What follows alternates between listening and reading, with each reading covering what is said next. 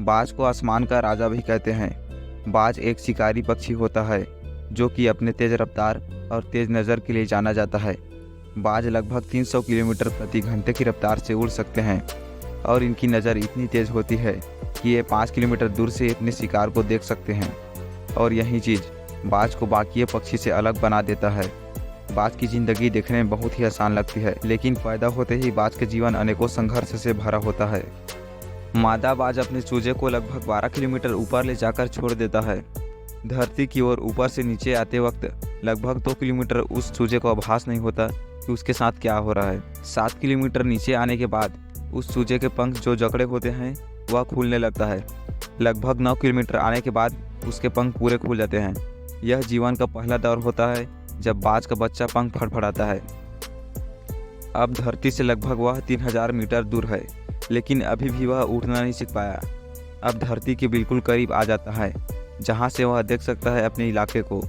अब उसकी दूरी धरती से लगभग 700-800 मीटर दूर होती है, लेकिन उसका पंख अभी भी मजबूत नहीं हुआ है कि वो उड़ सके। धरती से लगभग 400-500 मीटर दूरी पर उसे अब लगता है कि उसके जीवन की शायद यह अंतिम यात्रा है। फिर अचानक से एक पंजा आकर उसे अपनी गिरफ्त में लेता है और अपने पंखों के दरियान में समा लेता है। यह पंजा उसकी माँ का होता है, जो ठीक उसके ऊपर चिपक कर उड़ रही होती है, और उसकी ट्रेनिंग निरंतर चलती रहती है जब तक कि वह उड़ना नहीं सीख जाता। यह ट्रेनिंग एक कमांडो की तरह होती है। तब जाकर दुनिया को एक बाज मिलता है, और बाज अपने से 10 गुना वजनी प्राणी का भी शिकार कर सकता है।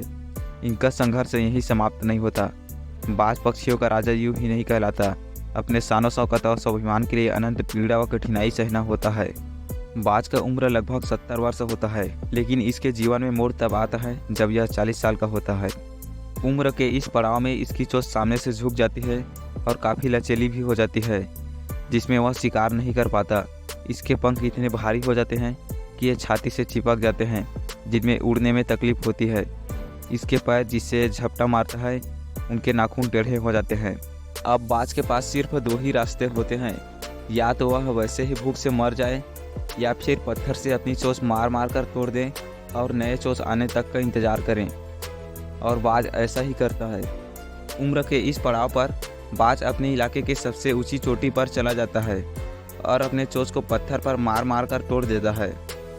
बाज इस दौरान अनंत पीड़ा सह रहा होता है और अपने पंजों को भी पत्थर से रगड़ कर तोड़ देता है। बाज की कठिन तपस्या के बाद उसके चोंच और पंजे उससे फिर से वापस मिल जाते हैं। कहानी यही ख़त्म नहीं होती। अब बारी है उसके भारी पंखों की। अब नए चोंच से बाज अपने पंखों को नोच नोच कर जिस्म से अलग कर देता है। पीड़ा इतनी कि कोई जीव अपने प्राण त्याग दे पर इतनी पीड़ा ना सह सके, पर बाज अपने स्वाभिमान के लिए यह सब करता है। करीबन 6 महीने के बाद उसके नए पंख आ जाते हैं और यहाँ से शुरू होता है बाज का नया जीवन। और फिर वह अपनी बाकी की ज़िंदगी उसी शान शौकत से जीती है।